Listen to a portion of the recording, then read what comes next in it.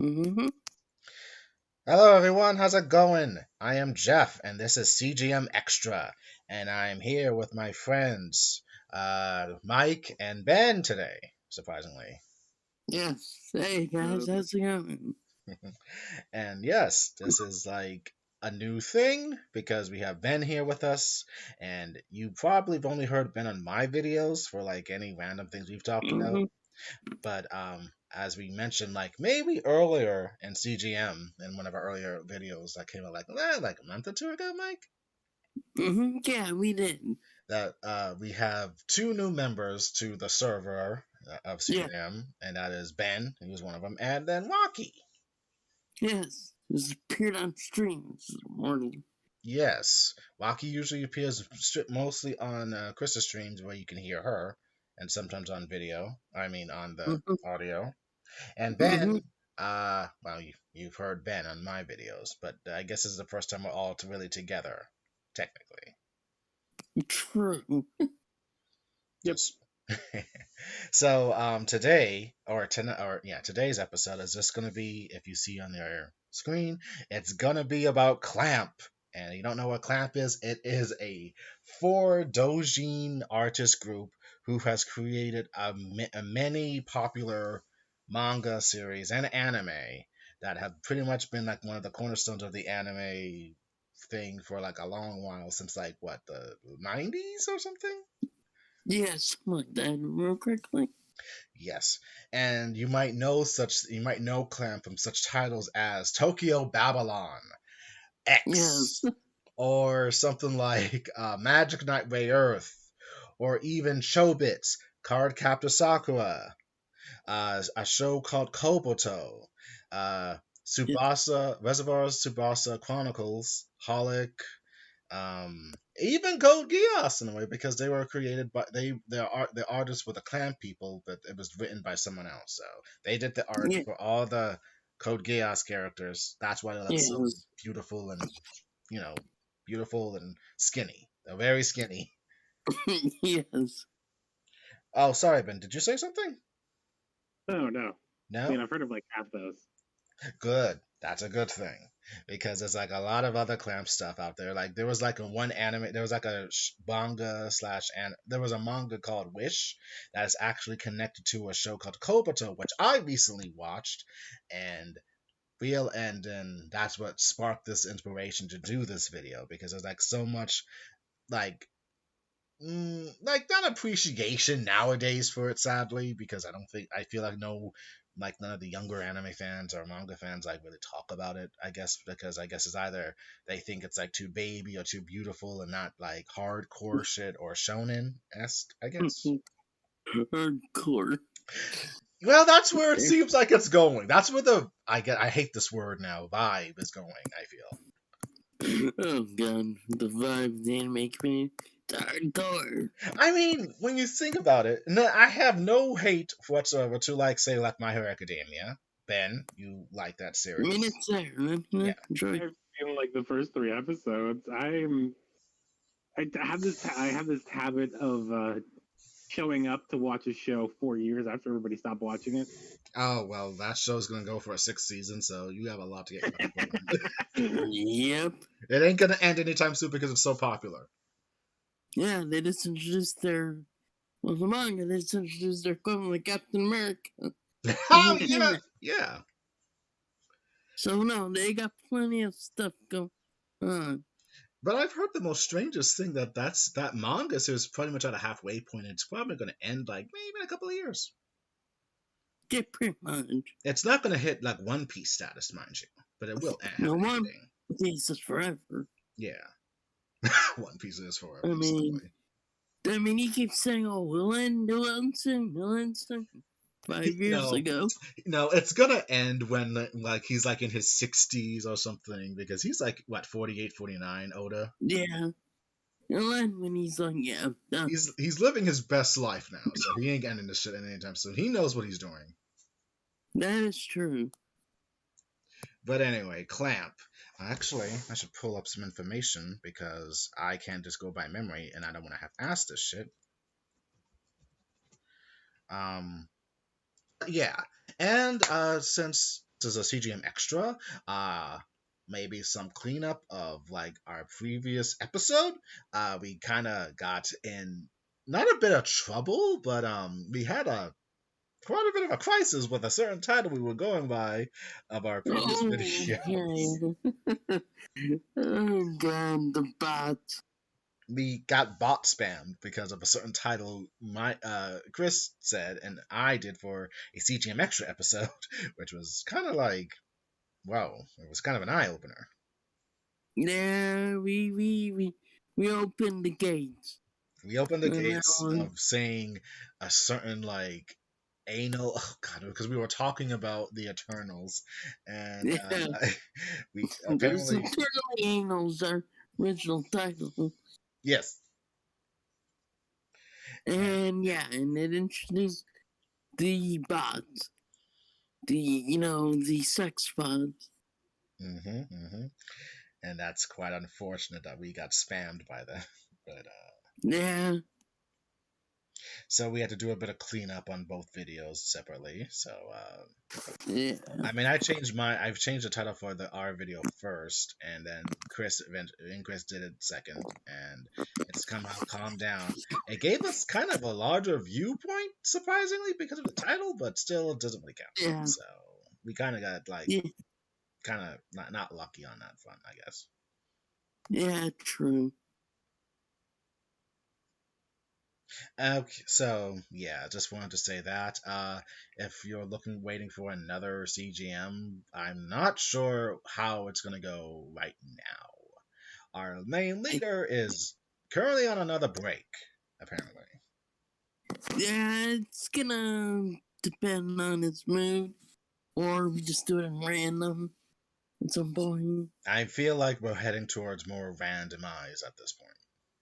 Yeah, it's like there's no schedule. We just do what we We do. tried to keep a schedule, but it seems like whenever we do have a schedule, it seems like it's one of those, it feels forced upon and energy levels, apparently. And Yeah, this is me being sensitive for once. I'm actually trying to be very sensitive to this because reasons. So yeah, because like Chris kind of like got burnt out a little bit by his legendary stream. Up Halo, that's happened. Yeah, yeah, because that took a lot out of him. It was frustrating for him. Well, I'll give him props for making it about halfway through the game. apparently it's a hard game when going on legendary. He Yeah. played it for like apparently 7 to 8 hours. Yeah, he played all night practically. So pretty much he used up all his energy and he put it on himself, but I'm not saying, but I refuse to say that to him, but he put it on himself. Yeah. He had someone on earlier, but his friend just like, yeah, I'm done. It's frustrating. So he bailed, pretty much. Yeah, pretty much. He's like, yeah, I'm doing smart thing. I'm ending. Ben, is there anything you want to add since you like Halo 2, I guess? I just feel bad that I wasn't there to help. I didn't know things got so bad. Yeah, well. Yeah. There was kind of technical difficulties in the beginning, so I really didn't watch it at first, and I popped on like at the last bit of it, so I have no idea what the fuck happened. And I got I watched some of it at work, and then when I got home, I was able to get on for the last little bit. So yeah, it was something. I think Waki was the only one that was able, who was pretty much primarily there at points. Yeah, she was there for most of the second half of the stream. I think once Chris opened it up. Yeah. Oh, that's why that happened. Okay, I was kind of curious. Yeah, He said he wouldn't be able to do it because he was going to be on it with a friend of that friend of his. Yeah, that's why he didn't open it up until after Trent left. Okay. But anything else about the CJM thing? I guess we can briefly touch upon this, and we'll get to the main portion of this show because I want to try to move this along. So the new Spider-Man trailer dropped, and apparently, of course, everyone's either excited, some are being emo hipsters, me, and we got the neutral ones like Mike, who was just like saying, okay, and well, Spider-Man new trailer came out. It was nice, I guess. Mm-hmm. I honestly have no real opinion on it because honestly, the Spider-Man films have not really been my favorite, and it's not because I dislike it. It's just not for me. But I am curious to see what's happening in it. It's going to be very crazy, I guess. Mm-hmm. I can't say anything otherwise about. I'm happy. I like Doctor Strange, so Yeah, I'm going for more for him, honestly. And I don't let's Scooby Doo this shit up or something. pretty much. I'm That's just what he like, oh said. my god. That's what Doctor Strange said. Um, Yeah, but apparently, I guess a factor is going to play into the movie about fate. Like these villains are fated to die by Spider-Man's hands, or inconsequently due to actions based on what we know from the previous movies that they do die, but not really by yes, Spidey's hands, but by circumstances of what happened. yep. It's like a multiverse of It's a films. multiverse event, which the title really doesn't add much of a Yeah, the glamour to title it. is terrible. I'll stand by it. The Spider-Man titles have been horrible. I'll flat state it now. They're horrible. That's Mike's opinion about it. So They're the weakest part of Spider-Man, and yes, I will stand by my statement. you heard it here. He'll stand by the statement, and he will fight off any fuckers that say otherwise. They get on his ass about it. Yes, because No Way Home, yeah, doesn't explain shit. It really doesn't, does it? Now that I think about it, it really doesn't. Yeah, same as the last one. Far from home. Yeah. Well, maybe, but so. What about It's still Homecoming, though? shit. What about Homecoming? Yeah. Nothing. I mean, they had to come up with something, I guess. So they Yeah, probably half-assed I mean, Mysterio's BS would have been a better time. I honestly forget anything about that second film, unfortunately. And the first one at this point, even though I've seen it in theaters with you. True. I mean, I just remember Michael Keaton. And as I know you're Spider-Man Peter Parker, I don't remember. Oh, God, yeah. It's an awkward scene. Like, oops. Yeah. I guess I should really rewatch those films. I really don't want to, but I have no choice but to. Mm-hmm. But anyway, I digress. That's our brief little bit of CJM stuff you'll get here. I guess at some random point we will all get together, or at least the original trio, maybe. I don't know, and we'll just talk about random things once again. Yes. But now we're going to start talking about like Clamp Works. And who is Clamp? They are an all-female Japanese manga artist group consisting of leader and writer Nanase Ohikawa from Osaka and 3 artists whose roles shift for each series. Mokana, Tsubaki Nikoi, and Satsuki Igarashi, all born in Kyoto. Clamp was first formed in the mid-1980s as an 11-member group creating doujinshi, self-published fan works, and began creating original manga in 1987. By the time the group made its mainstream publishing debut with the manga called Archie Vita in 1989, it was reduced to 7 members, and 3 more members left in 1993, leaving the 4 current members as that we know as Clamp, of the 4 ladies. Mm-hmm. The notable works include X in 1992, Magic Knight Rayearth 1993, Cardcaptor Sakura 1996, and its sequel Cardcaptor Sakura Clear Card 2016, Chobits 2000, and Holic and Tsubasa Reservoir Chronicles both in 2003. And various series by the group cross-reference each other, and characters reappear in multiple works by the group. With Tsubasa, a series set across multiple dimensions featuring multiple alternate versions of the characters from past works. Clamp are noted among the most critically and commercially acclaimed manga artists in Japan, and as of 2007 have sold nearly 100 million books worldwide. Mm-hmm. And so I'm now going to start with a wiki article and start explaining why Clamp. Well, for me personally, Clamp has been like a pretty prominent thing in my life like once or like in a minute because of like anime such as Cardcaptor Sakura and Magic Knight Earth, and even like ones of Tsubasa Chronicle, Reservoir Tsubasa Chronicles, and Holic. They were like pretty much the things I heard about being clamp related because of the characters looking very beautiful, skinny, and wonderful and beautifully crafted art. It is immaculate and very noteworthy that these characters look very beautiful, even the guys, because they look very cool and suave, and and honestly, I'll say it deadly and actually sexy. Particularly in one anime slash manga called X, which is the more um not hardcore, but the most serious out of the stuff they've worked on. And stop Is it me. going to give it to you though? Hmm? Is it going to give it to you though? Give it to what? X. Okay, I got it. Thank you, Ben. I got it. I got the joke. I'm a dumbass. I got the joke. Yes. X did give it to me in the end because one X is like I think it's a series that has not even finished yet. I think it's on hiatus. Yeah, sadly. They never got back to it, I think. Or at least it doesn't have a real clear cut ending. It hasn't really So ended in yet. that case, it does not give it to you. Exactly at this point, yeah. But It's like limbo. It's like, it's in limbo, what's but going on?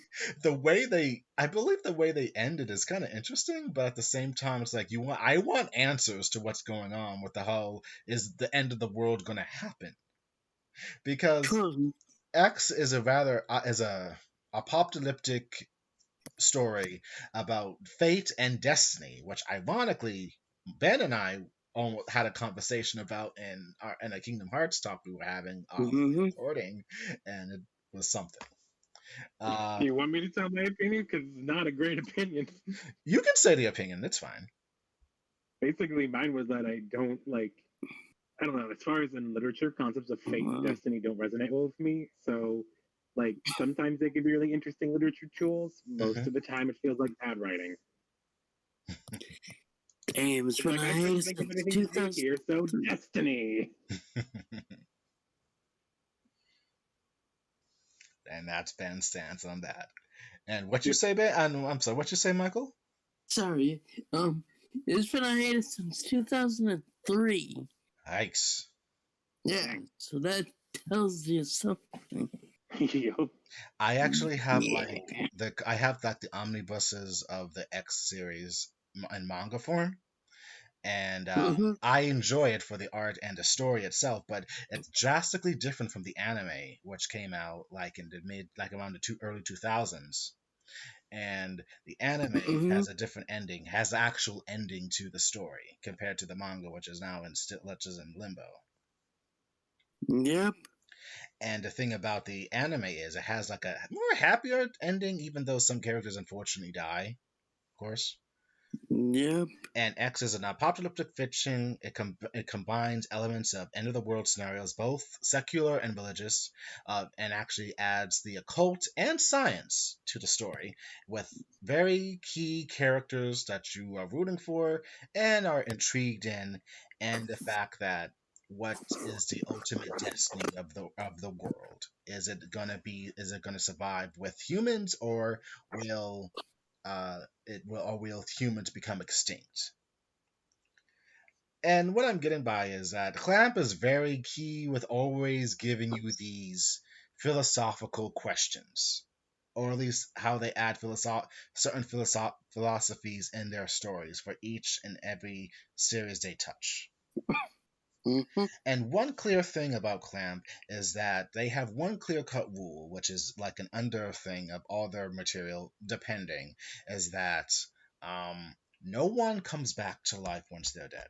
They are like in the afterlife, and that's where they'll stay unless they're like a ghost or a spirit come in to visit their loved ones. But why would you? I mean, if you're wondering why would I say that, well, it's pretty much true, because in like say like X or Subasa or in Holic, it says that an end will come for us all it's inevitable, and that you only have one life, and that you just need to live it to your life to the fullest, etc., etc., and that there are not really key miracles when it comes to their ever coming back to life once they're dead. Mm-hmm. It's very sad in a way, because it's not like Dragon Ball Z, which abuses that shit completely. Yeah, they got Dragon Balls, The so Dragon, they pretty much death for them is like a vacation. it is only a vacation. Death is inconsequential. But the thing about I'm getting an Clamp, ice cream next time. say that again, Ben. I'm getting an ice cream next time. Yeah, Yeah. exactly. Actually, Exactly, Chao-Tzu. DBZ Bridge. DBZ Abridged is good shit. Go watch that. Some abridged anime hold true. DBZ Abridged is one of them. Go watch that shit. Yeah. It's so good. Yeah, they have that conversation in DBZ Bridge too. It was like Yamcha and Tien, and it's like you're talking like death has no consequence, and it's It like doesn't. it really doesn't. It really doesn't. It is all, as Mike said, it's a vacation, and it's all that shit is. It's a vacation for them. And honestly, there's an afterlife, so there's nothing to worry about. We are fine. True.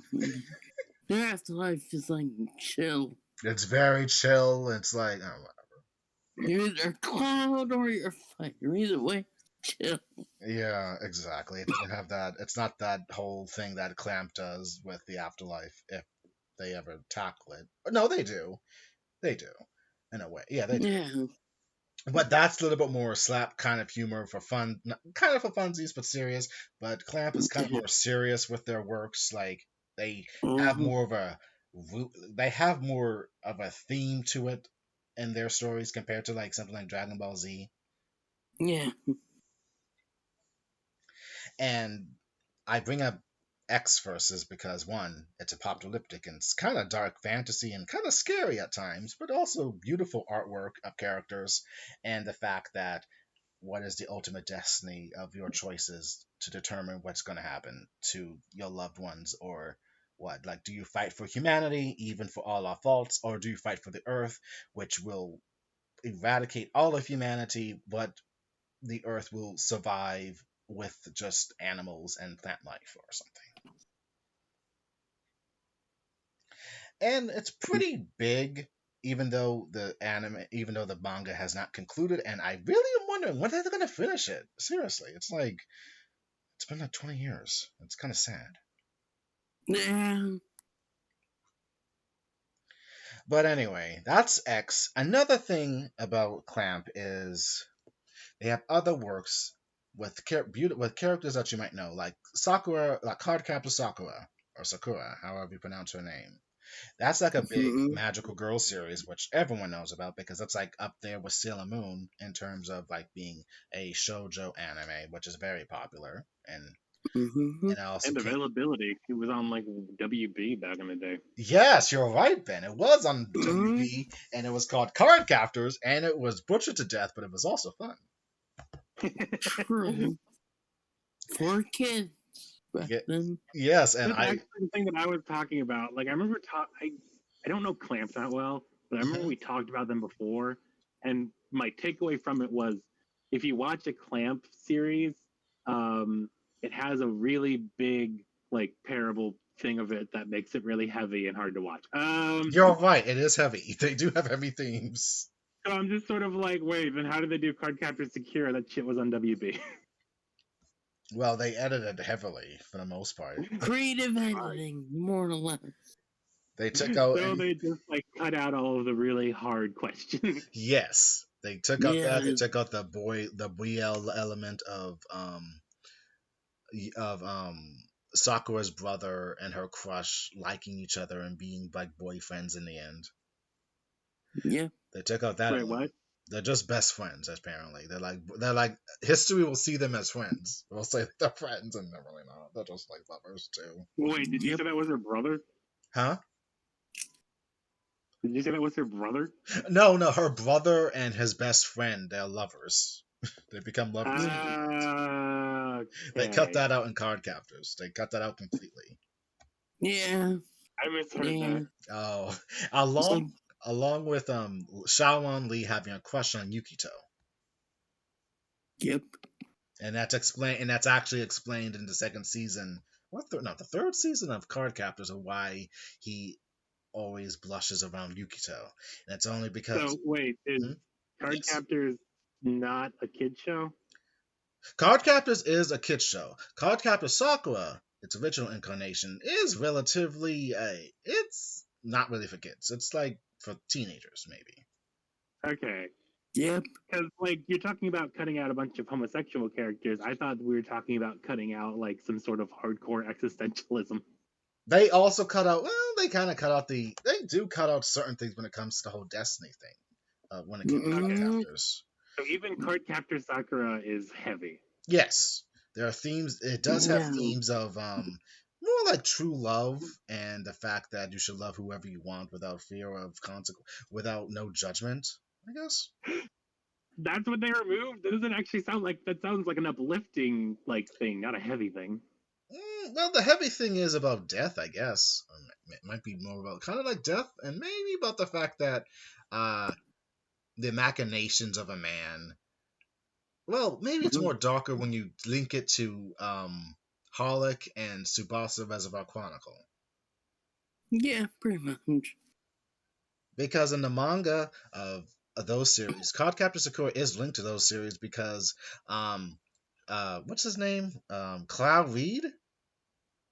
Uh Oh, the, yeah. the reason why he apparently is dead in this universe of Cardcaptors is because apparently he had a lover named Yuko Ichihara who was a prominent character in those two mentioned series, and she is just this suave character who I love very much because she is just chill and very philosophic with her wording, and it's found out through that Cloud Reed and Yuki Ichihara were lovers in the past, and and I'm gonna spoil this majorly for both series, so forgive me if you haven't like read it or watched it, but much more read at this point because the anime really doesn't go into anything about this.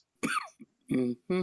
That Yuki Ichihara fell. She was close to death eventually, and Cloud Reed only had one thought, and that was, I don't want you to die. Even if he didn't whisper it, somehow his magic was strong enough to freeze time upon Yuko Ichihara, which actually started the events of Tsubasa Reservoir Chronicles and Holic.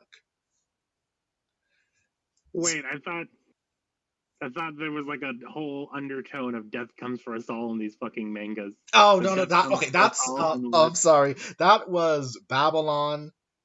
That's Babylon and X.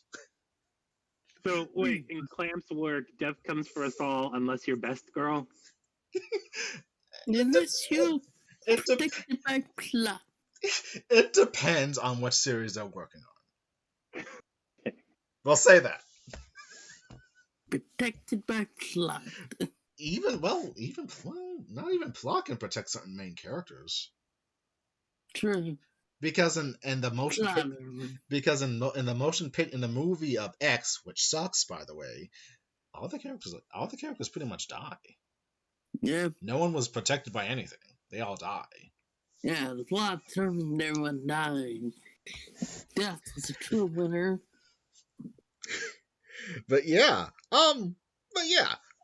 Cardcaptor Sakura is linked to Holic and Tsubasa Reservoir Chronicles due to Cloud Reed, and through machinations of his own creation, because apparently he can see in the future, he planned everything for Sakura to get the wand for her to become the next master of the cloud cards, and eventually for her to become the master, and eventually change the cards into Sakura cards or star cards in the American version, which is which is Yep. actually kind of cool in a way, Mm-hmm.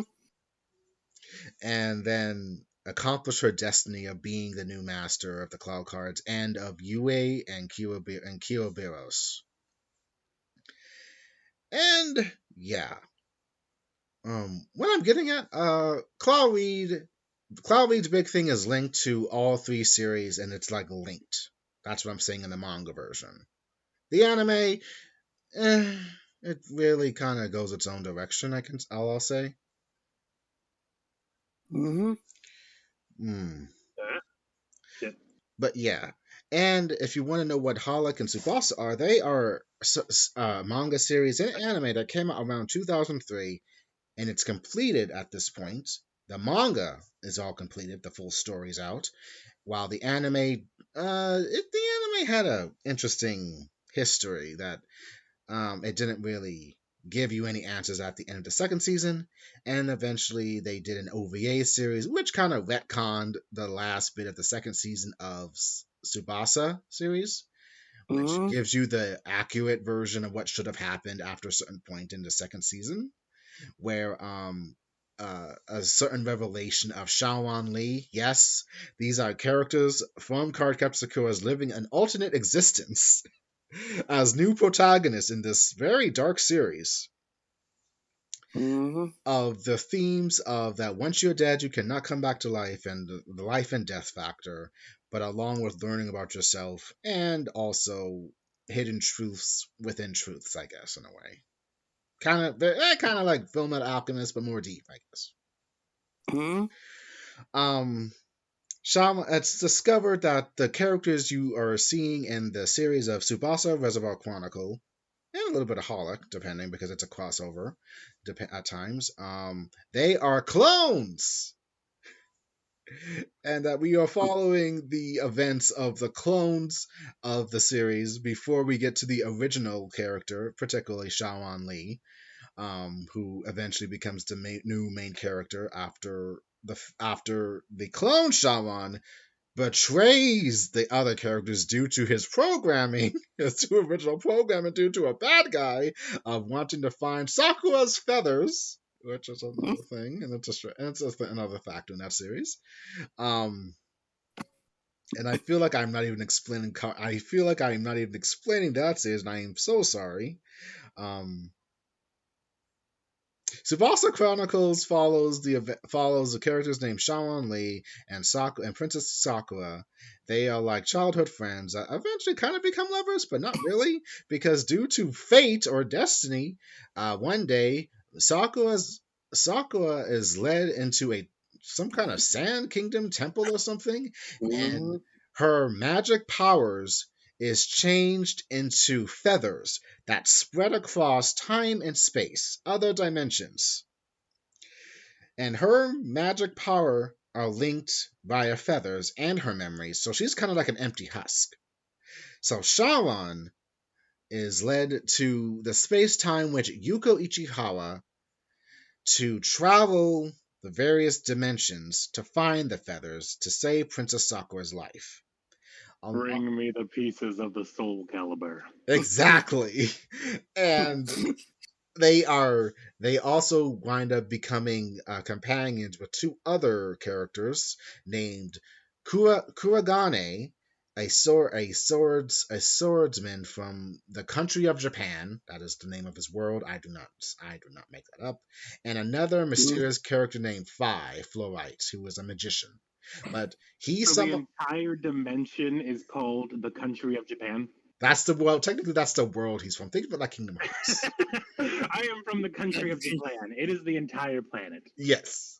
Planet of Japan. Yes. Yeah. Exactly. And also the mysterious magician Five Fluorite, who is a powerful magician because he has lived a couple of lifetimes, but surprisingly in the series, he does not use his magic one bit. For some odd reason, which is explained later. I'm just here to hang out. Oh, you're gonna hang up or you're gonna hang out? No, the guy you were talking about. Yes! He is gonna hang out with them, but they all have like good things to become a good characters along this journey. They all grow from the experience. And in the beginning of Tsubasa, it's kind of lighthearted, but also like adventure-y, as they are like finding the feathers and like learning about the inhabitants so that they meet, and also seeing alternate versions of the people they know from their worlds as different people in these worlds. Mhm. It's kind of fun. I like it. But by the middle of the series, it gets a lot more darker and a lot more edgy, I should say, because revelations start hitting about what that there was really a machination at the base of this, and the why Sakura's magic powers was separated as feathers for her memories, and the fact that and the whole foundation of destiny comes into play in the middle and end of the series. Mhm. And if I remember correctly, it gets kind of timey wimey, and also it kind of becomes a little bit Futurama in a way. I forgot. Wait, what do you mean Futurama? Like comedy? More like I'm actually my own father. Oh, yeah. Yes, he did do the nasty in the past. Except Fry becomes his own grandfather. Yes. And apparently, this is more of a chicken and the egg kind of situation regarding Shawan's birth, because apparently Shawan's clone is his dad. Dun dun dun. And Confusing. yes, and apparently, oh god, due to space-time shenanigans, the two characters that are pretty much the prominent Shaman and Sakura are actually really clones of the original characters, and the Sakura that was like in the beginning of the series, she's a clone of Sakura, Princess Sakura, the original one. That due to space-time shenanigans, how do I think about this? I think she is the mother of. I think she's also becomes the no. She's the mother of She becomes the mother of Shawan, pretty much. Huh? The two It's like clones. you put all these characters in a room together, and it's like, okay, raise your hand if you're A, not related, or B, not your own parent. And like two people raise their fucking hands. Yes, but the thing is, the Yeah. original Princess Sakura is oh god, what was it? She's suspended in time or something. It's very confusing if you don't read it. But the thing you need to know is, at the end of everything. Oh, right. I also forgot to mention Holic. That's where Yuko Ichihara's from. She's also plays a prominent role in their journey, being the space-time witch who's very powerful and can grant wishes only in exchange of something. That's the way her powers work, to keep keep the space-time continuum and karma balance in check. Because there's equivalency in a wish, apparently. That's how she uses her magic. I know it sucks, but that's how it goes. It's actually pretty deep. I'll get some quotes later to show you guys. Yeah. But the thing is, you might not think Holic is important. It's important for another character who's a main character named Kimihiro Watanuki. He actually is also he's also linked to he's also linked to to Shaman Lee, because apparently to make sure that the space-time continuum does not break, because someone's got to replace him due to reasons. um Shaman Lee made the decision to go back to. Oh, never. I can't even explain it. Pretty much, Shaman Lee decides to go back to Princess Sakura to save her from a fate that he wished he could have stopped. So he wishes to turn back time so he can go back to that day, but he has to relive his life as a little kid again. But this time in the universe where Princess Sakura is. But to make sure the space-time continuum doesn't break, someone has to be replaced. So pretty much, Shaolin Lee, Watanuki is another version of Shaolin Lee. He is his replacement for the parents of the clones.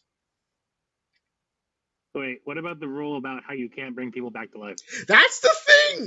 That's the thing. That's the thing. They kind of break the rules just this once because at the end of the series, space time continuum is like surpassed by Sakura's magic, and it kind of reignites all the space time continuum of the worlds to make sure that everything stays on course or whatever. But at the I'm same, going to say it again. Death comes for us all, unless you're best girl. yes, that was the undercurrent theme, but apparently they kind of let it go for this. Yep. So, apparently, when time is recalibrated thanks to Sakura's magic or whatever, that's a past time and space, and everything is back to normal. Things are back to the way they should be, more or less, except for one thing. Shaolan's parents do not exist. The Dun, dun, dun. the My clones friends back to life. Enjoy being an orphan. the clones return to their original they return to their original selves. They're the Shaolan Lee and Sakura of the original timeline.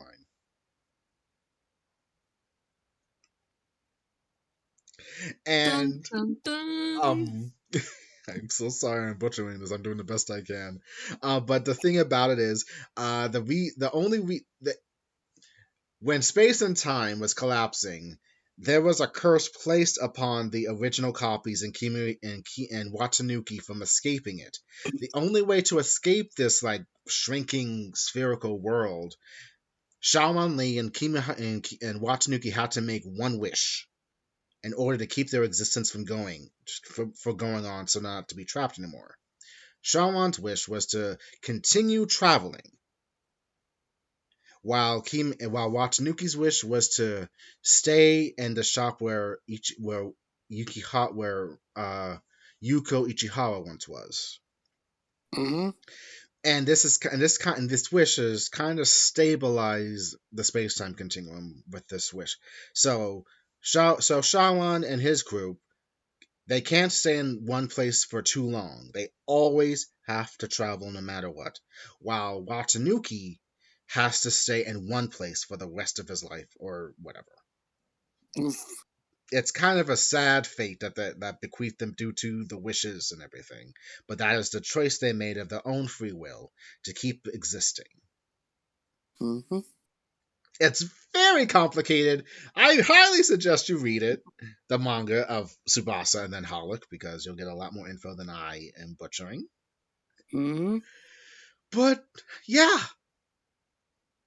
So Tsubasa Chronicles. It is not the simple shoujo adventure anime you thought it was going to be. It's actually pretty hardcore, especially when you add factors of abandonment issues, along with the fact that it gets kind of goth later because the characters are very moody. Fi loses an eye.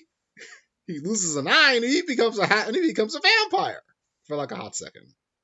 Yep. Just like Jubilee. And Kurogane becomes Fi's game, so because reasons.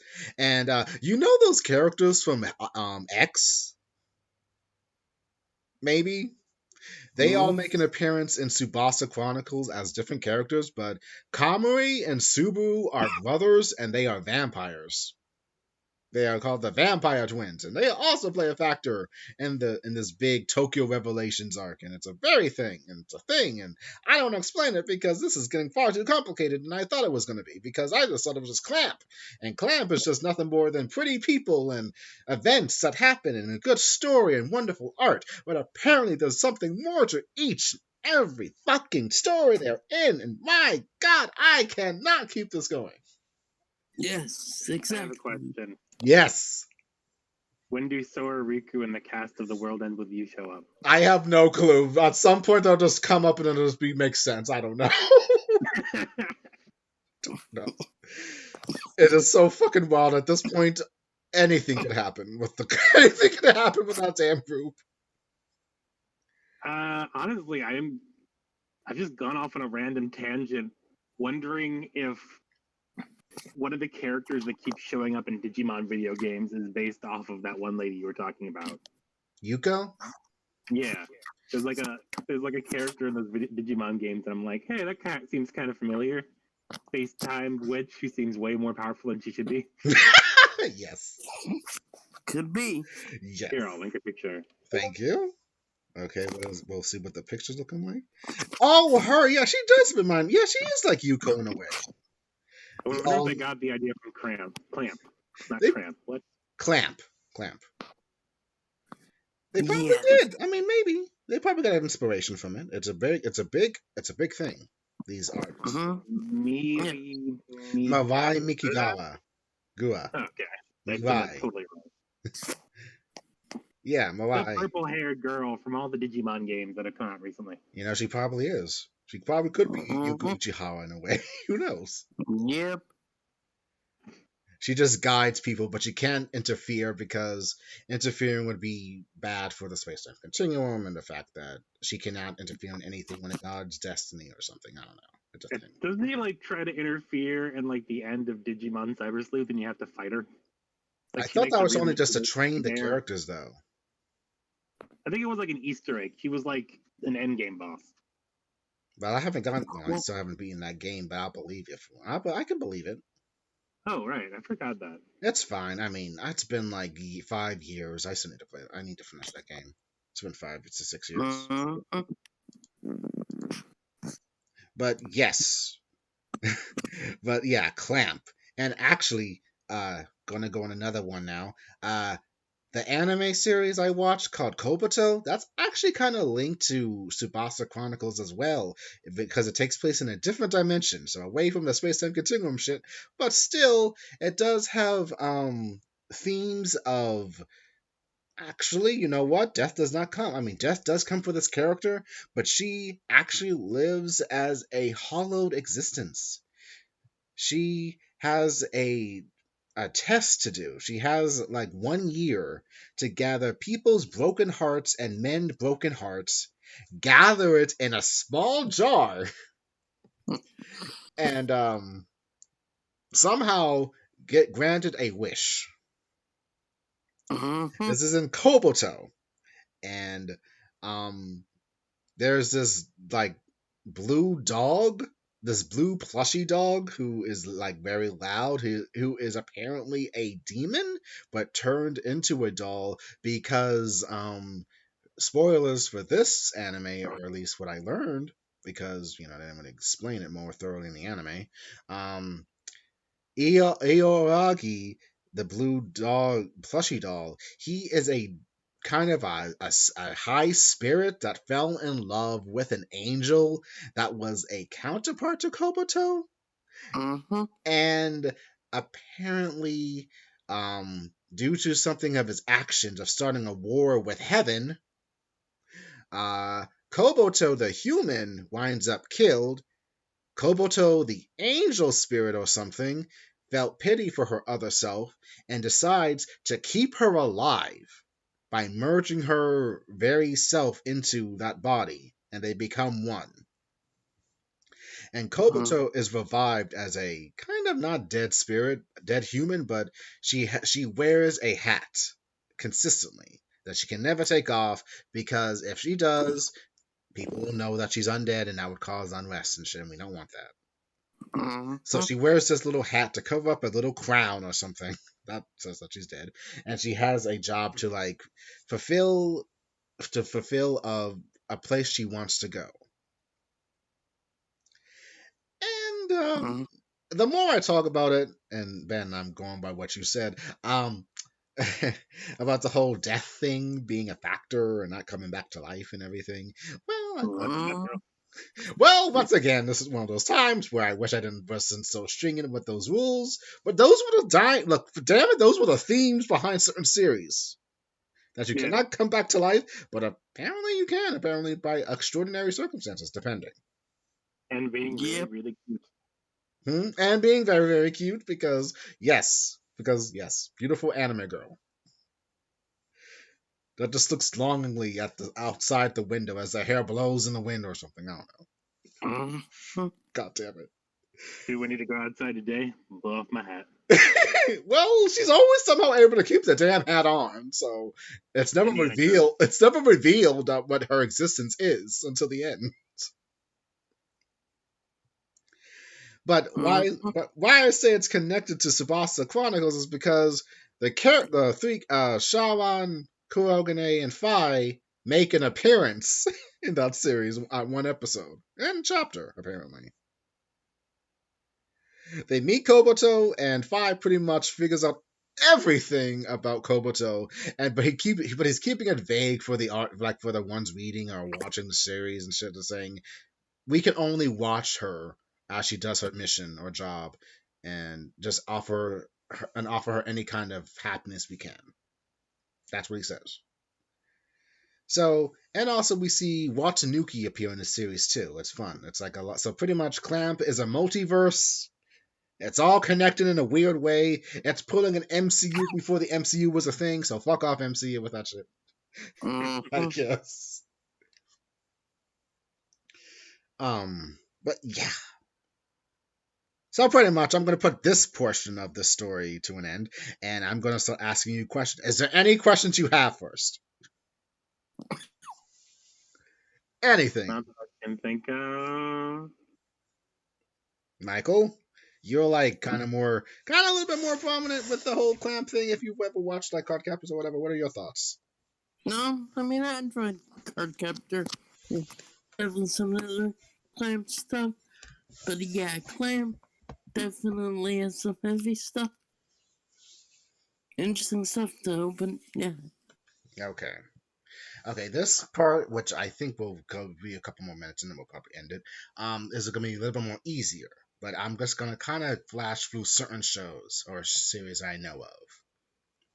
Has any one of you heard of the anime or manga called Showbits? Yes. I've heard of it. It's like someone has funny ears. No, Showbit. It's about a Persona-com, a personal computer, a humanoid computer, a cute girl who is a computer named Chi. Yeah. Oh my god, I've seen the first like 3 episodes of this. He finds her in a dumpster, and I remember where her on switch is. Exactly! Yeah. Yes, and that's a plot point. There's your on and off switch. Exactly! Seems like just, well, I guess if you don't want it to be accidentally touched, then I guess it's not a weird place, but it seems really inconvenient. It is, but also Yeah. the meaning behind Showbits is maybe to love someone as they are, even if they can't do everything you want. Maybe. True. Thank you, Michael. Yes, that is Chi. Yep, I mean, I could say what I thought it was about and why I stopped watching it, but I don't think that's okay for YouTube. Do you want to give us the abridged version of what you're thinking? What, about fucking a computer? No, mostly it was just about finding like a person in the trash, and then everyone tells you the person doesn't matter, and I'm just sort of like, is this about human trafficking? No, oh god, I don't think. Well, I don't think it's not about that. I don't think it's not that. It's not that way. It's more of a these conclusions, but I'm like, oh, cool. This looks like abuse. I'm out. Okay, well, in a way, it is. Well, it's not abuse. It's more. It has a subtle hint of something that has a deeper meaning to something that Clamp is trying to portray. To love someone for who they are, even if it's a computer, and apparently she is an artificial intelligence in a way because reasons. Mm-hmm. She does seem capable of learning in the first few episodes. She slowly learns thanks to her that dumbass country boy person of hers that he's a virgin and apparently he has no experience with women, but apparently he falls in love with Chi. But the thing about it is, and actually it kind of has a factor into what our lives are like nowadays due to technology, is that Persona comms look like humans. That's the one thing. They are artificial. They are like creations for humans to utilize for any particular means. And throughout the series, it is shown that there are humans who are very involved with their Personicons, that they actually start treating them more like humans, as they should, but also at the same time, also dismissing real humans, like real physical human touch. Mm-hmm. And it kind of goes back and forth with the whole you should treat your things with respect, mind you, but try not. But it's also kind of confusing because you're kind of rooting for some characters, but it's like, but this is so tragic. What's going on with like other characters? Like with like one character is actually saying something like our persona comes better than other humans, and no one really has an answer for that right now. And then it's like, okay, so our persona comes bad or good? That's for you to determine. Like, Mm-hmm. can you? To I be mean, honest, hmm? in like my own, well, this is actually, I'm probably going to change the entire subject, so maybe I should just hold on to it for a second. Hold on for it for 1 second. All right. Can you hold on to it? Yeah. Okay. It kind of goes back and forth between. There's not really a right answer in a way. I guess that's what I've determined. Even though I like Chi, and Chi's whole thing is trying to find the one for her and everything, and the fact that her on switch is on a area which we will not talk about in such detail. Um, But it's why I thought the theme was abuse. it's not Mm-hmm. it's not abuse, but it's more of the maybe emotional abuse, maybe because there are other characters who will feel abused by Personicons because their lovers are choosing them over them. It's very sad, I guess. Oh, okay. Mm-hmm. What I'm getting at with Chobits, it's not just this flimsy little anime with some girl that says, Mm-hmm. Hideki, underpants. Hideki, Hideki. Michelle Luff, love you. That's another part I love you for. You did a good job. Mm-hmm. And then you find out that throughout the course of the series that there are other characters that help out the main character and Chi, and how she finds Chi adorable and everything, but at the same time that there's something to Chi that's like unlike other Persona comms, because apparently she has like a black box that can do something to other Persona comms. What is this? What does it do? We don't know. It might give the other persona comms like actual self-awareness more thoroughly to actually feel real emotions. I'm not sure, because the manga and anime drastically change it just a smidge. And I have read the anime, I've watched the anime, and I read the manga, but it's been a couple of years, so I gotta double check on everything. But pretty much, I don't think what happens in the manga happens in the anime. That's all I'll say. And what else about it? The anime? Oh, that can you love a computer for who it is, even though it can give you what you want or need in a way, like sexually. Mm-hmm. Along with that, oh, there's okay. There's like a lot of stuff with Chobits that just becomes more of a heavy issue, like determining for your own self what makes a persona come mixed with the fact that you shouldn't give up on other humans as well for human happiness. And when I said about the whole relating to what we're going through now with the whole scientific advancement of technology and the internet, and how we're using certain things to placate our carnal desires, as it were, because we can't get what we want and shit, it kind of holds true to what Chobits is trying to say just a smidge, but not really. But in a way, it kind of connects, because human advancement of technology for convenience and using your personal computer, which looks like a human, as convenience to be your boyfriend or girlfriend. Is that really right or wrong? That's up for you to decide, I guess. Mm-hmm. But Chobits is another series which is great. I suggest you watch it and read it because it's good. And I guess two more things. Ben, what was it that you wanted to say? I couldn't hold on to it. I kind of lost it, but I still kind of have it. I got confused because you brought up like 80 more variables, and I'm like, oh, all of that is also something I could try and pick apart, but my brain hurts.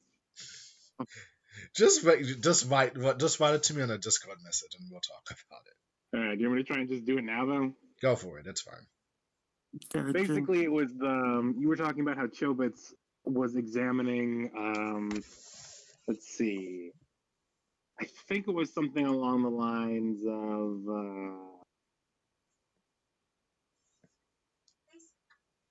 Man, this is the part I forgot. I'm just gonna throw out two bullshit answers. Hopefully, they're what I originally meant. Okay. But it was basically something along the lines of whether or not you should Love someone for who they are, even if they're a computer. kind of. Mm-hmm. Excuse me. Okay. It was like whether or not you should treat a computer as if it were a person, and whether or not it's healthy to form an emotional attachment to a computer. Yes. And I feel like I usually don't go for these kind of stories Okay. because those two separate concepts that I just brought up tend to always get examined at the same time, Mm-hmm. but they're not mutually exclusive. Hmm. Also, they tend to rely on the concept of like a high science fiction robot that looks like human or has a human level intelligence. That's not necessary for it either. This isn't like a new thing. There have been stories about this for ages. There's like a Greek myth about this. Mm-hmm. It's about that one guy who made a sculpture and asked Aphrodite to bring it to life. Oh yeah, I know that. I've heard of that one. Mm-hmm. But let's see. To examine one in a more local terms, there is like, honestly, there are things nowadays that are kind of like just like computers that people talk to, and they treat them like they're just normal people, and they don't think twice about it. Like, honestly, there are people who will have a fucking Roomba, and they'll accidentally kick it when it's cleaning the ground, and they're like, "I'm so sorry." Mm. Like, I'm so And like, sorry. I have like, yeah, and I have like one of those Alexa things, and if I ask it to do like 5 tasks, I'll be like, "Thanks." Thank you. I don't have. People already anthropomorphize objects all the fucking time. To the point where it just happens so often that I'm not really sure that it can be considered unhealthy. It's just so prevalent. People don't think about it. Okay. That's a good point. Okay. People anthropomorphize their like car or like a Yeah. tool they use all the time. It's just something people do. Yep. Okay. I never thought about it like that because I don't And really use Alexa. Yeah. But yeah. I don't know if it's that unhealthy. Can it get unhealthy? Sure, but so can a lot of things. Yeah, true. Good point. And like, as far as like, is it okay to love a computer as much as you love a person? Wasn't there this whole phenomenon recently about manga characters and body pillows and 2D girls to the point where it got its own documentary? Wait, that was a thing. Yes. Wait, that was a thing. Apparently, it was a thing. So you don't even need like robots to have that be a thing. People already do that with like fictional characters. Mm-hmm. I mean, I get it from that point, but a body pillow, shit. Yes. I don't have a body pillow, so wow. Okay. Yeah. So like, yeah, that's the other thing, that this can be examined separately, and it might be a more coherent story, because like there are a lot of things you were talking about with Chobits that make it kind of like come across really jagged, and it's like can you love a computer? And it's like, are they aware? And like Chobits isn't willing to give you an answer, except for like the main robot. The main robot is aware, and it's like, okay, then I guess that one's fine. What about all the other robots? Like, sometimes they're aware and sometimes they're not. Why? I don't know. Well, then I can't give you an answer to your question. Well, there might be an answer, but sensory I mean, there could be answers, but I'm just not saying it because I don't want to spoil it. Along with, I kind of forgot, but I do remember one. It transcends linearity. That's it. Yes. I do remember one crucial thing, though, that should very much bring something to light. Apparently, it's revealed through the story that she does have a twin sister. Why am I suddenly thinking of Oh, Psycho? She has an older twin sister name that was created before her, named Freya. yes, right. And Freya, she is oh god, what was it? She was created by the apartment manager's now deceased husband, and he created her to be like an embodiment of a child for the a child for his wife, because unfortunately in the story she couldn't physically have kids. It's just very sad. So and since his wife was sad, he decided to create a daughter for her, a Personicom, to be their daughter. But this is her older sibling? Older sibling because she was created first. Freya was created first. Yep. And But she's psychologically and physically younger. yes. Freya gained self-awareness and is like probably like apparently a Chobits because she does an AI pretty much. Thank you. That's what Freya looks like. Thank you, Yeah. Michael. Just imagine the one only black. Yes, and apparently her eyes are a little bit more sharper and narrowed compared to her sisters. Yeah. If she's like the innocent one, Freya's a little bit more serious one, in a way. But she has a boyfriend. Yes, Freya is an artificial intelligence that was created for the apartment manager, and apparently they became like a family, but apparently something unexpected happened. Freya fell in love with her mother's husband, and it brought her great sadness to see that she fell in love with her own dad, in a way, her creator, her father. But her mother, but again, he's already married to her mother and shit. It's like very kind of like it's kind of like an Electra complex, but not really, I guess. And in order to like quell like her feelings of sadness, they created Chi. But apparently she went by a name called Elda before. She went by Chi. So Chi's real name technically is Elda. And that was able to relieve Freya's sadness for a bit, but then again, I think when Elda's born, Freya continues to long for her father slash her master, and I think the manager kind of suspected it, but she didn't really think much of it because that was still the daughter. And you gotta read it for yourself to really get more of your own view on it. I'm glad that they failed to handle this in any kind of healthy way.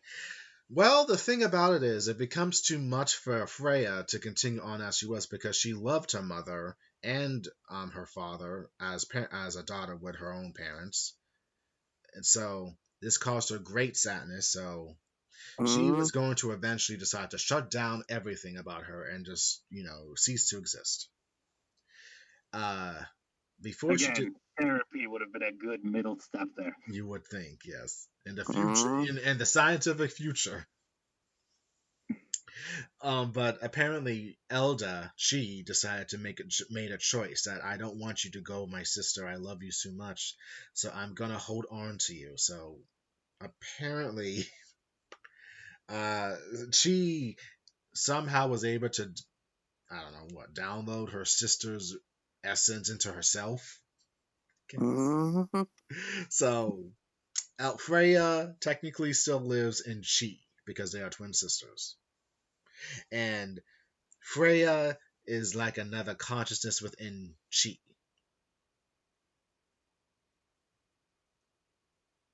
Please don't get quiet. That was what I remember. I don't know. This is confusing. I'm so sorry. See, See, Clamp has a tendency to be confusing. And so this is how it surpasses in a way any shonen stuff that's going on nowadays. They actually put some Jay, I thought said it was into this. confusing. I didn't say it was engaging. Okay, I'm sorry. I'm sorry.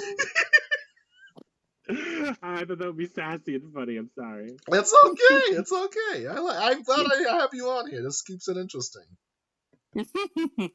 But yeah, I'm not like, oh man, I gotta watch this. This sounds so complex and cool. I'm just sort of like, what is even happening in this show? Yeah. Again, once it gets to the middle part, it becomes like, oh shit.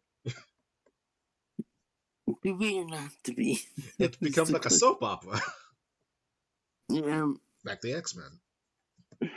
Days of Our Lives. Days of Our Lives, Young and the Restless, Bold and the Beautiful. General Hospital. Yes! Totally incomprehensible. Do. Oh my god. Shadows. I get really whiny if I get to a point in the show where I don't understand what's going on. That's why I'm trying to compress this as best I can. I hate it when the show is like, trust me, I don't trust you. Yeah. Trust me, bro. Trust me. My sources never fail. They fail. Oh right. Also, actually, yeah, I'm gonna comment on anything. I'm gonna comment on how the fucking robot names sound Norse. Yes, they do take. Yes, yes. This series does take some hints of like the name utilization of the names of Elda and Freya. Oh wait, actually, I had a different thing to say, but it was about like we kind of got away from it, so maybe I should just leave it. For what? For which one? It was the concept of how the thing that I was talking about before about those themes. It was a concept about how a lot of it tends to be tied into sexuality, and I'm not sure if it has to be because like I watched the reason that I knew about the Greek myth of the dude making a statue is because I watched it on Overly Sarcastic Productions. Okay. And it was funny because like they were talking about how one of his motives were in the beginning of the story, and it was like it's like he has to marry a woman, but he doesn't like women who like talk or want to have sex. And it's funny because like the author like shows up, like not the author of the story, but like the person telling the story on the YouTube channel shows up and is like, I don't know how to break this to you, buddy, but like we got words for that these days, a lot of them. So it's like, I don't know. Sometimes it seems like it's like, oh man, why do I want to like chat up this computer lady way more than I want to chat up real ladies? I'm like, I can think of a few reasons. Possibly being aromantic, maybe asexual. You should look into these things. Try a Google search on your computer lady. There's probably even more stuff. I'm not really well versed in this kind of psychology. Roger that. But it's something that occurred to me. That's it. Okay. Well, that is me trying to decipher Chobits. The next thing, which I'll just try to breeze through next, is Magic Knight Rayearth. Is a series that came out in 1993. It's one of my favorite anime series because it's just three girls that get isekai'd into a different world that they gotta save called Sephiroth. They gain magic, swords. It's a good series. 3 14-year-old girls who have red, blue, and blonde hair respectively, and they have to save the world.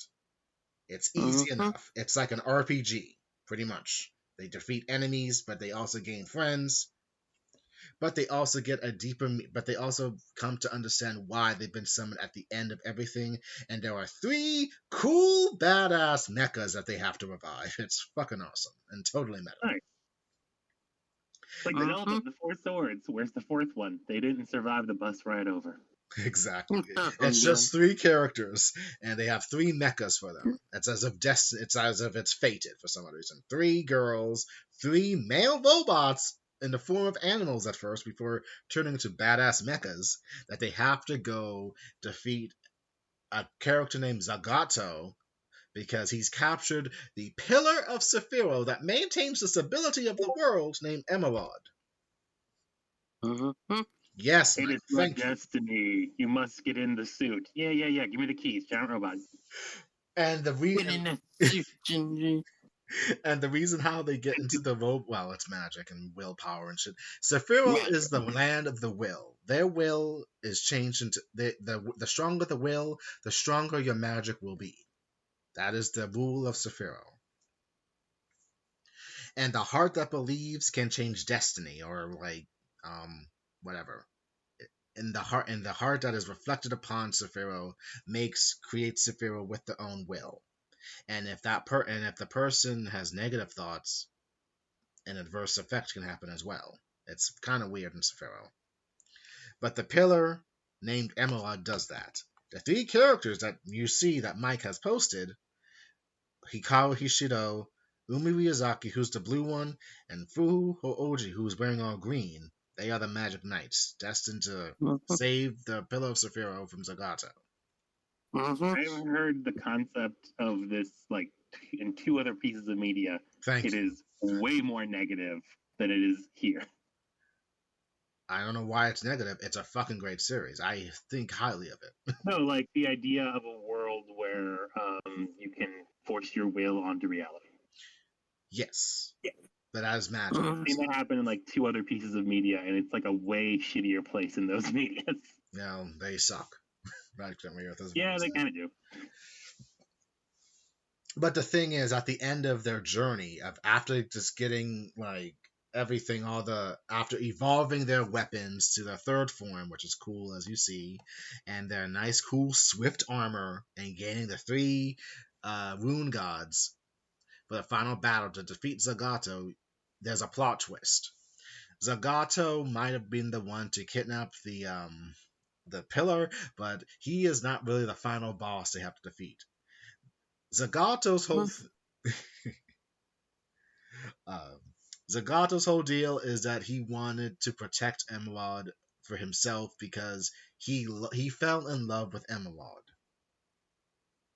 Big Rock. Yes.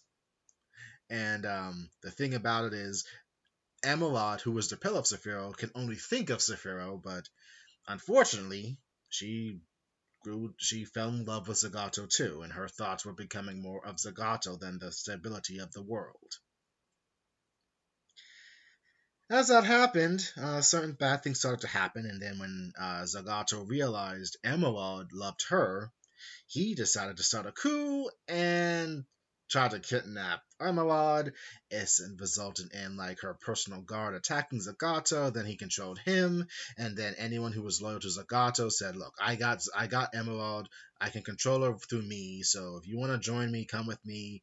They say I guess the antagonists of the series, which they become allies to the Magic Knights later, say, "All right, I'm game," and that's how it comes to be. And the characters that the girls defeat become their allies and friends later. Particularly two characters named Ascot and Caldina. And Ascot is a little boy magician summoner or whatever.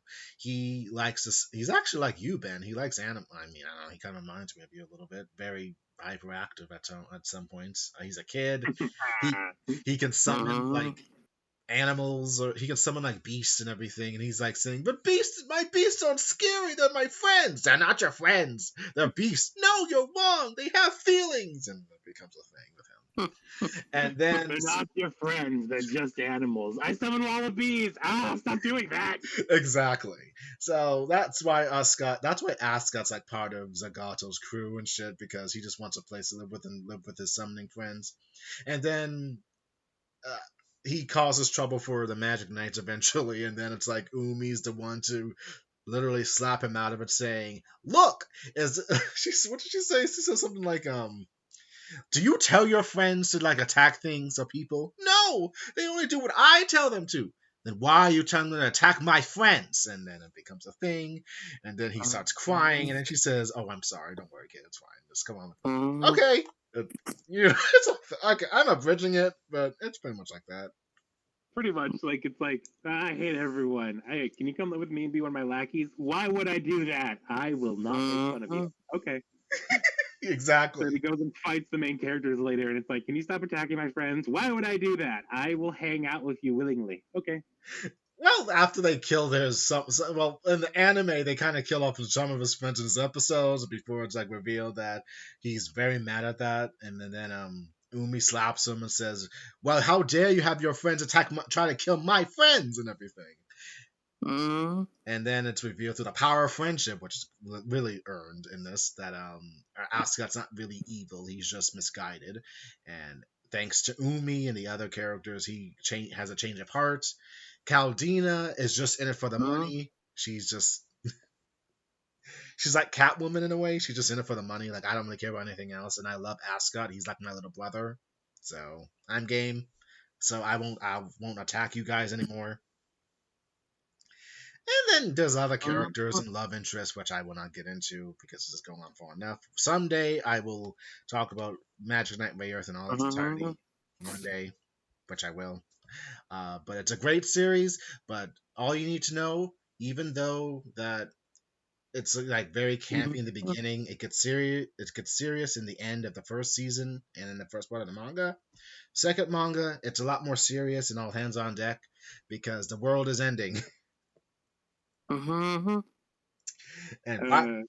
why is the world ending? Because the Magic Knights had to kill the previous pillar. Because if they didn't, the world would have deteriorated into nothingness without the new pillar being born. So they had to get rid of the first pillar, which was heartbreaking for them. Very heartbreaking. And Zagato was the one to put in their heads who, if the pillar of Saphira is supposed to be the one to protect the world, who is supposed to protect the pillar's own heart, her own happiness? She can't fall in love with anyone she wants, and this perplexes the girls because 1, they're 14, 2, they have not really fallen in love with anyone yet, so this really perplexes what they're really supposed to do for their mission. But they rally together to defeat Zagato. But when they kill Zagato, they unleash the true powers of Emerald as she rages out of control for her love for Zagato to kill the Magic Knights. So she gets her own fucking mecha. It becomes an all-out battle again. And it's just the characters reacting to the fact that they have to kill Emerald. And they don't want to do that. That sounds pretty cool. Yes, and the characters are like, "No, Emerald, we did everything we can to protect to save you," and it's like, I know you did, and it's like another part of Emerald that's talking to them that's not consumed by rage, but pretty soon she is gonna be all out of control if you don't stop me now. If you do not stop me, the world's ending, and you don't want that, right? You gotta kill me. So, in a totally badass moment, the Magic Knights combine all of their mechas together. It is so fucking great to form a badass a badass mecha to defeat the Pillar of Sephiroth. And after that one attack, they are transported back to Tokyo. That's what their goal was, to save Emerald and come back to Tokyo. But they do it. But it's not what they expected, and they have regrets. That becomes a big plot point for the second season or second manga. Well, yeah, it's like, man, we got back to Tokyo, and we're exactly where we left off at the same place and the same time. It's like nothing's changed. Yes. Except we're murderers now. Yes! And the second season is all about them coming back and trying to find the new pillar to save Sephiroth from ceasing to exist, but they are attacked by 3 different worlds. And their own guilt. Yes. So it becomes a battle of who's going to become the new pillar, who's going to become the new pillar, what's happening, and who the fuck is Lantis, and why does he similarly look like Zagato? You find out that's his little brother, and it becomes a thing. Why is he found? I'm pretty sure there's a fucking medicine called Lantis, so why does it sound like he was named by pharmacists? Who knows? I honestly don't know where Landis comes from, but yeah, he's pretty much like it doesn't matter. Again, I will one day talk about Magic Knight Rayearth in all its entirety.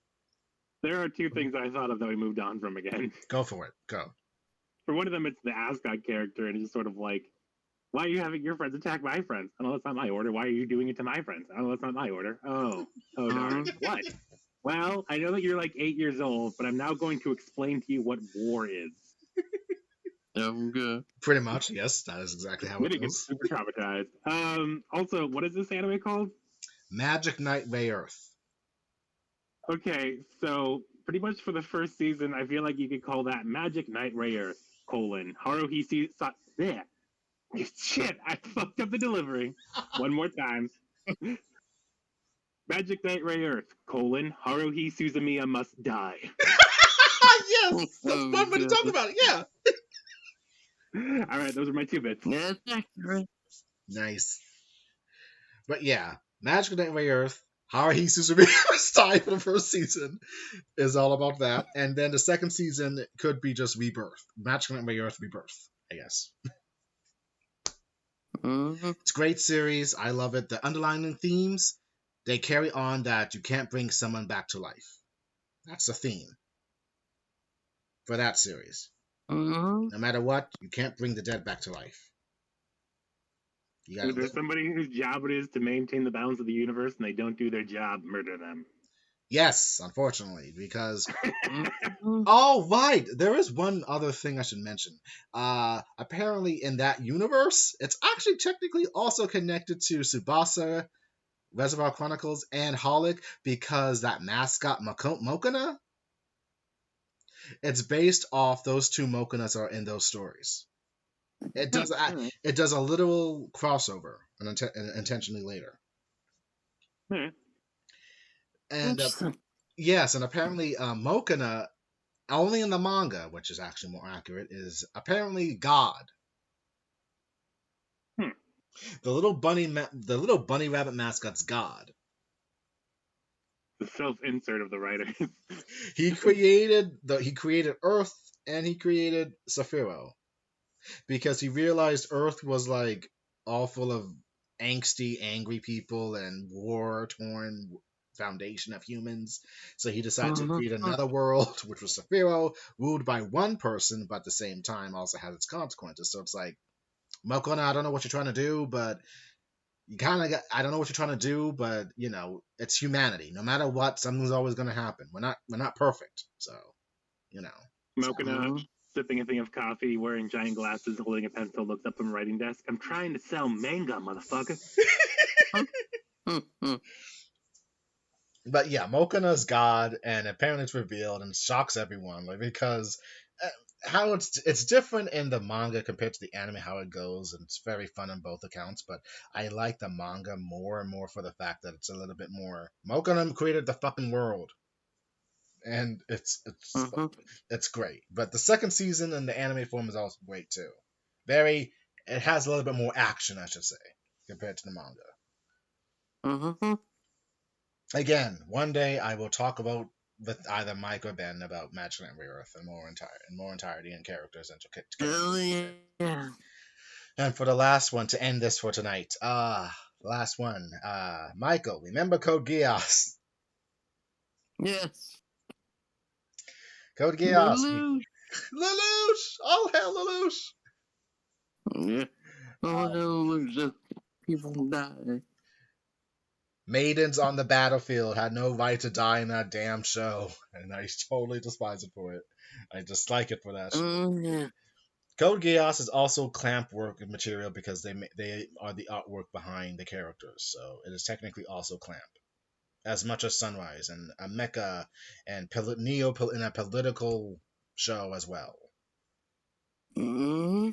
Why bring up Code Geass? Well, because one, have you seen Lelouch and Suzaku? They look similar like to those other anime characters in any of the clamp works. Along with Colin, except that her boobs are big, and for some odd reason, she's just nothing more than just nothing more than meat, honestly, on a stick.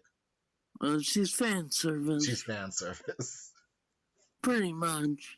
Like, have you seen? I mean, bunny girl dress. What? See too? Why did you have me dress up as the bunny girl? Yeah, exactly. I don't know. I don't know. You're here. The fans expected. I honestly, the fans The expected more from you fans than me. expected more than me. Exactly. C2 might be the more, I'm not sure who's more popular, but C2's like, I mean, C2's my girl. She's awesome. Well, Why did C2's you have me probably drink some trolling her. Yeah, yeah, right. She is trolling her. Why did you have me dress up as a bunny girl? I just don't like you. Exactly. I mean, yeah. Colin kind of just bumps in. I mean, she just kind of she kind of just bulldozes over in there for some odd reason. Yeah. And the fact that and the fact with the whole Lelouch thing, which is stupid because how she fell in love with for Lelouch is kind of not really baffling. It's just I just don't get behind it. The savior Mhm. of Japan, Lelouch, Lamperouge. Yep. And the fact about that series is it's great, even though it seems are just more about more human related material. I mean, if you have remained in power and had like 70% control of the world, which is kind of interesting to think about, because there would be no United States, we would all be under European law. Maybe some of us would have more British accents. I don't know.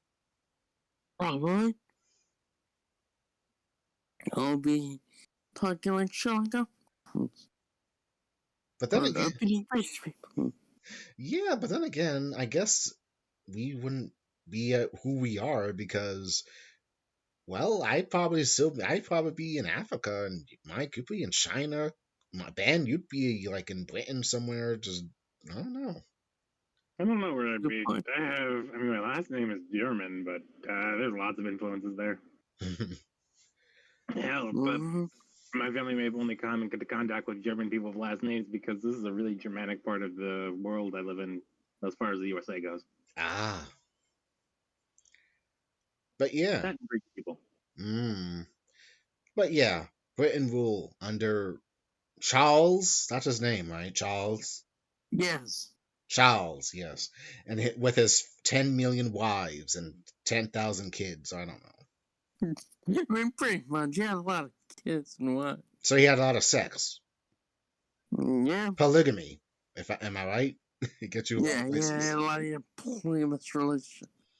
Like Britain, if the church was not there to stop them, which is ironic because I feel like the church had a lot to do. Actually, I have no idea what Britain's history is. All I know is who is the one that keep making fun of for having too many wives? Oh, Charles? What's his name? Henry VIII. Henry VIII. Yeah. Yeah, and I only know about that because of the Metal Gear jokes. Okay. That's true. Yeah, one at a time. That's Are why you aware of the jokes? you didn't get any, or you got one. But What you say, Ben? Are you aware of the jokes? I'm only know the jokes about Henry VIII having far too many wives. That's it. I don't know about the Metal Gear jokes. It's just a Metal Gear joke where it was like he's talking to someone and he's just like, I'm trying to have another affair, but I am dummy thick, and the clap of my ass cheeks keeps alerting the Pope. Oh my god. Wow. So Metal Gear Solid has deep cuts then. Interesting. Actually, it was just like a meme that someone put online where it's like, Colonel, like, I'm trying to infiltrate the base, but I'm dummy thick, and the clap of my ass cheeks keeps alerting the guards. My ass cheeks? What the fuck? He's thick? Yeah, dummy thing. maybe. Honestly, it kind of always looks that way in those fucking stealth suits. So he really has a thick ass. Kinda, yeah. More Whoa. or less. Whoa. Okay. Plus, it was re-solidified by the fact that David Hayter did voice over it, because of course he did, because he's awesome. David Hayter? Yeah. He read the line, he read the meme in like his Ah, snake voice, Roger. because he's pretty cool like that. Yeah, well, I mean, if you have words like ass cheeks in there, of course he's gonna read it. Of course. He's a big kid. God damn, he's a big kid, damn it. I know, it's amazing. He'll do it for the meme. I mean, he's a comedian, so yeah, so he would. Okay, what am I getting about Code Geass? Nothing. I just wanted to rehash it of that episode we did because it was like so long ago, and I don't think I was the most coherent with certain things I was saying. But one day we will do another Code Geass talk eventually. Thank you, Ben. I will make sure to read that. Dummy thick. And read the fee. 7 is dummy Yes, thick. dummy. Hell yeah.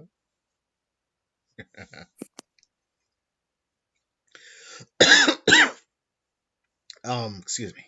But yeah. Code Geass. It is part of the Clamp work. It's a good series. I enjoy it for what it is. Again, as we briefly talked about with Code Geass, first season's immaculate. It's great. Second season fell off hard, and I disliked it heavily, and I did not like how it went. Mm-hmm. I mean, for one, you kill. I mean, for one, I so hate this. They got rid of Euphemia, which she had no reason to die. Well, I mean, with those dumb little. Well, Okay, she she had a had a reason to reason. die. It's She just had a not a reason to good die. one. And not a good reason. It sucks because Lelouch was an arrogant asshole for saying it. God damn it. Well, you didn't know, but yeah, he was in it for making a joke. And yeah. Not my. Yeah, it's because that control, due to, well, reasons also. V2, yeah. Oh yeah. Oh that goddamn brat. Yeah, because the island, V2 triggered it. Yeah. V2. But then again, I don't like how his story ended in season 2 because honestly, season 2 of Code Geass needed to be 53 episodes. Yeah, it should have been long. It needed to be. Since there's just a bunch of characters. We're just there 1 minute, gone next. I mean, like what, Guilford? Or no, what was his name? The one that piloted that stupid thing and had a thing for Colin? Tristan? Oh, what's his name? Kakashi? I was forgetting now. All I remember him as Weirdo. He's weird, Michael. Yeah, well, that's how I like a bunch of fan fiction call him. Yeah, I can see it. There's Anya, the lowly chick, which she got no reason to being in there either. Yeah, Anya, who has Lucius' mother's spirit in her. Yeah, that was a kind of a twist I wasn't expecting. Yeah, because Anya was at the place. Which was convenient. Very convenient. I can latch on through to the power of chaos. And the thing about it is, I think it's questionable if her body's still around. That's a good question. Was her body still around, or It might be hinted at, but it's never really confirmed. yeah? I mean, the full holes, so unless they have magical abilities to resurrect. I think Charles's whole medical unit might have like some superiority, maybe, but maintaining a body and like cryogenic erasing, maybe. Yeah, maybe experience C2, maybe. Who knows? Or maybe they were thinking of giving her a code, maybe? Maybe. Yeah, they never really explain. Again, the second season was far too rushed for its own good, so we don't know. Yeah. Ben, do you know anything about Code Geass besides the cool mecha fights between Suzaku and Colin? Yeah.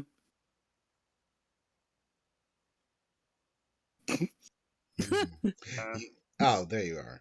Sorry, Ben. Cool. I was only saying because I zoned out instead of watching YouTube. That's fine. That's fine, buddy. No, the only thing I remember is that one episode with the drugs. Oh, that's episode what, 6? Oh yeah, that episode. Season 1. That's like the only thing I've seen of this series, besides like bits and pieces of the Bridge series. Code names. Hey, buying stuff at the store. Fuck you. Fuck you. Oh god, code. I mean, Code Mint was good, even though it was short lived. Sadly. Yeah. Lelouch, why are you such a dumbass? What? Well, that is Lucius' aesthetic. He's smart, but also dumb. Pretty much. I gotta hit up a retro store where I can buy me a Tamagotchi. Oh, God.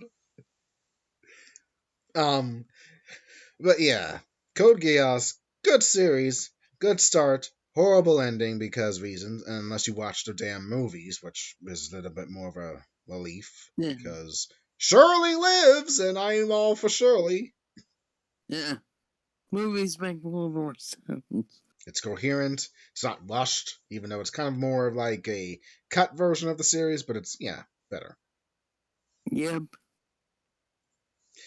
And I don't think I don't think those two previous films were ever dubbed though. The final one or two were. The final one was, but not the first one. Yeah, I don't think they thought that.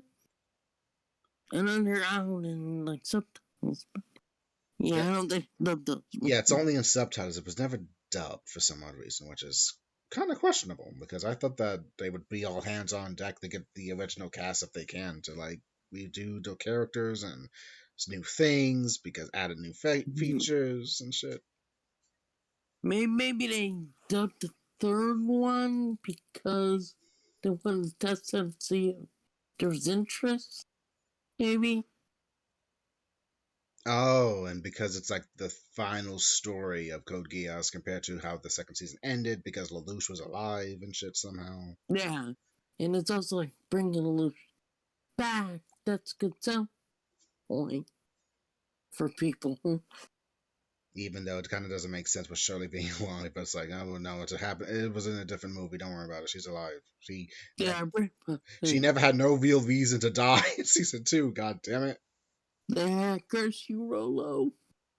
Rolo, Spike Spencer's character. I wonder if he remembers doing Rolo. If he mentioned it. I'm pretty sure it does. Good old Spike Spencer. The original voice of Shinji Ikari. Yes. Who finally had a conclusion to the Evangelion stories in the final 4 films, which were redubbed apparently. Yes. I'm sure he's like, I'm done. I've already done this twice. Yeah, and Casey's the new Shinji dub voice in the Netflix adaptation, which is now on home video apparently. Yeah. Yeah. If you have a lot of money, you can get it. I'm actually planning on taking a picture saying, I got Evangelion, I got Evangelion too, guys! And it's going to be just me holding a picture of the original dub version of Evangelion because it has the song, like, Fly Me to the Moon and shit. Because That point might be cheaper to get the original than the new release Ultimate kind of whatever. yeah, the Ultimate one is kind of a steal, though. $200? Nah. I mean, Like, no. I mean, I remember I spent like I think I spent like $100 when I got Fate Stay Night Unlimited Blade Work series from no. No, I did spend I did spend some cash on that because it wasn't going to go down any price. It's Aniplex. They're they're yeah. very expensive. They would never go down price much. Sadly, you think it was made out of gold, but nope. It's ain't made out of fucking gold, but Aniplex is very infamous for that shit. Yeah, for sure. Alright, guys, I am so sorry to build up all this time and try to have a clam talk. I did not expect it to go out of hand, and I'm so sorry if I didn't make much sense or try to add factors to certain things. I'm sorry. It's all good. I did my best, though. I mean, it did pretty good. I mean, Clamp is complicated. It is complicated, but the story. But if you read the stories individually and just take your time, you'll see that Clamp has a boatload of stories to tell. Some that have deep meaning, some that will make you think. It makes you think. It has deep underlayers, I should say. Yes. That's what I'm getting at. Not that I'm saying stuff like Dragon Ball Z and Full Metal Alchemist and My Hero Academia don't. I mean, it's just that I don't really do the shonen thing. I mean, I do, but it depends because fans and shit. But whatever. What I'm getting at, give some clamp works a chance and you'll probably enjoy it. That's just me being actually pretty kind of proactive with this in a way. Clamp has a beautiful artwork. Go check it out on the net. Go read it. Go watch it legally if you want, hopefully. Go buy the physical media releases if you can, even though some stuff could be hard to find because it's the future and certain things are very hard to find. Like, I don't know. I mean, everything's been rebranded more on newer stuff, except for Babylon. I think for that Babylon, that was like a quick anime movie, but I can't find it anywhere because it might be rare. Along with X, but beware, that's very depressing. Anything else I can mention? Everything else you'll be able to find: Magic Knight Ray Earth, Chobits, Code Geass, Alex Tsubasa. It's pretty easy to find that stuff. Maybe Koboto because it's from Sentai Filmworks that was released it surprisingly enough. And Card Captor Sakura as well, even though it was dubbed by a different company with the voices, which honestly I didn't really care for, so I had to watch that subbed, and I only do that on rare occasions. I don't dislike sub, I just prefer dubs, depending. Warts and all, depending. But if it's like really like, it just does not. If it doesn't meet like what I was expecting, I will switch it to subs. That's only with some anime, not all. Like only very few anime I do that with. But anyway, we're almost at 2 hours because we're at 1 hour and 45 minutes, and I think that's enough. Mike, Ben, any last questions you want to say to me, or any kind of closing thoughts? Nope. Okay. Michael? It was definitely enjoyable. Hard, like as I claim, complicated, but interesting. I recommend it. And of course, Code Geass. I recommend it. Go watch it. It's fun. Thank you. I do my best. Next time, I don't know what we'll talk about. Hopefully Ben can come on for the next one too, but we'll see. Oh yeah. It was very fun having you, Ben. I'm glad you were on it this time, buddy. Yeah, I come and go. But Ben comes and goes. He's random, so whenever we get him, it'll be a nice treat. Yes, it's always a nice treat. Hopefully someday we can get Chris on here, and hopefully Rocky too at some point. But we'll at some see. point I'll try to get them. And do one big CJM group talk random things, and it won't be anything specific like I usually try to. Yeah. Again, CJM Xtra is more for the stuff we want to talk about that really doesn't get said on the main channel. That's why it's CJM Xtra, only for extra content that I want to talk about, or even Mike. Next time, I guess I should ask you, Mike, whatever stuff you want to bring up next time and record it. Gotcha. Well, we'll see. Think about it. Okay. But when you do, please tell me, and I'll make the accommodations as you need it for like the main wallpaper and shit. Gotcha. You too, Ben. If you have anything you want to talk about, like Kingdom Hearts or whatever, I could try to do it. The thing I know the most about, maybe not the most. I'll make sure to record. If Michael's not able to come on to the stuff I do with Ben with talking about Kingdom Hearts, I will make sure to record it on at a certain time in the future. After I finish reading the big character book and everything, because that's a lot of information. Yeah. Big character book. Yes. But thank you. If you made it this far, hey, you're great. If not, okay, thank you for giving it a chance and everything. It's long, I know. I'm sorry. Yeah.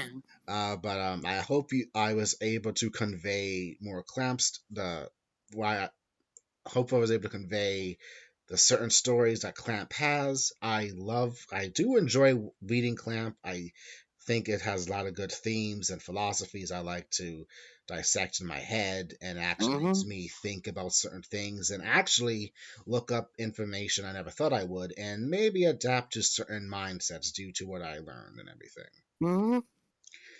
But anyway, I think that will be it. So I am Jeff.